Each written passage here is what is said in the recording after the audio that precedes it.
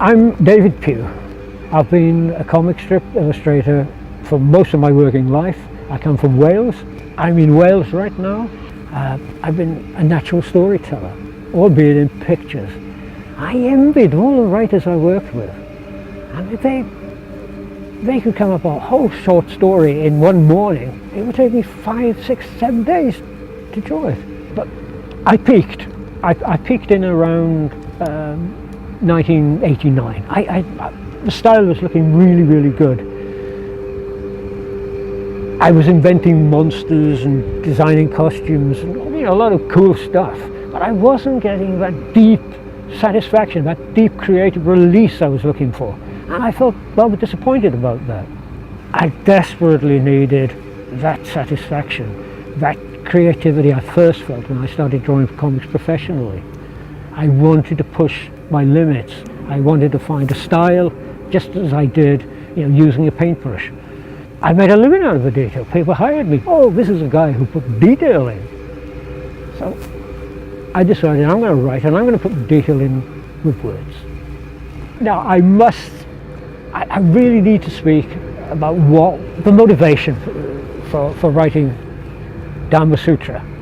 The inspiration for the book really came from a visit to Gambia. I met a palm tapper who became the character Remus Jello. He remained my friend for something like 13 years, and we travelled around Africa together.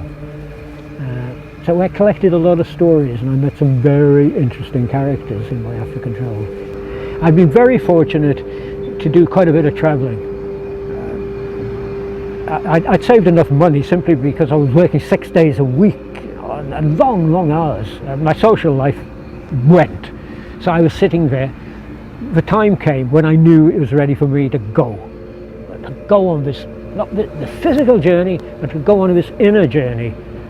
Almost every character in the book is based on someone I've met and who's really inspired me and helped me along the way, particularly the sequence which I actually wrote on location in Pugh, where I came across the Jagannath temple for the first time.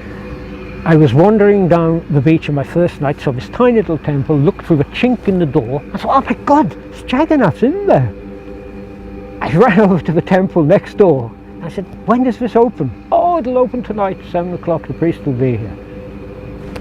I come down, no, it's locked. The priest in the 7 Planets temple said, oh, he's got a night off, come back tomorrow. I came back tomorrow, it was still locked. I turned to leave, where a bicycle started coming down the hill. And this young man in white lungi, obviously a priest, was shouting at me, stop, stop, stop! You should have come yesterday. Lord Jagannath told me you should come yesterday. It was then he opened those doors. And not only did he open the physical doors, but the doors of perception in my mind were opened. I saw the beaming face of Lord Jagannath, his big Mickey Mouse smile. It was then I turned to the priest and said, if I follow this man, what does he want from me? And he said, one thing, he wants you to be happy. My hair, the little bit of hair on the back of my head was standing up. I had goosebumps. I thought, oh my God, I'd forgotten really how to be happy. I'd got happiness from my children, but now I was in a position where they'd moved on. I'd done my bit. It was time for me to go vanaprastha, as the Hindus call it, to be self-indulgent, find myself, and express myself the way I've always wanted to express myself, which for me now is with words rather than the pictures. And the paints, I collected the paints for the writing, so they're there. I had the toolbox ready to go.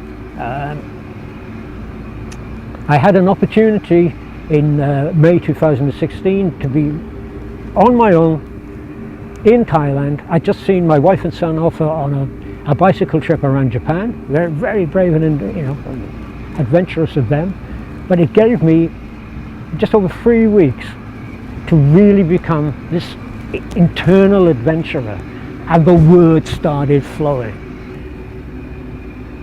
One of the characters in the book is actually Jesus, who's still living, this wandering Jew of Jesus. And of course Jesus has been part of my life as a fundamentalist Christian. But this Jesus is my Jesus. He's a beer drinking Jesus. You know, he's a good time Jesus. He wants me to enjoy my life. He said, down, no. Delayed gratification, heaven, don't worry about it, David. Be like Jeffrey.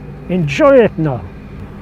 Jeffrey Dahmer is very much the person I wanted to be, and I'm trying to be now. He's alter ego, if you like. I've taken my own experiences to a higher level. I'm very interested in the concept of being a transhuman, you know, to live life at that higher level, that more extreme level, to be able to cross spiritual boundaries. The perception has come to me. You know, the doors of that temple opened, and now I want to share this. You know, I want to share what I feel, how it's okay, you know, to be self-indulgent, you know, to have a bit of fun. I don't feel guilty about it. I gained a lot of experience and a lot of insight into myself, and now I feel I want to give it to you, the reader. So I hope that the reader, and I'm sure that the reader is going to get something out of this.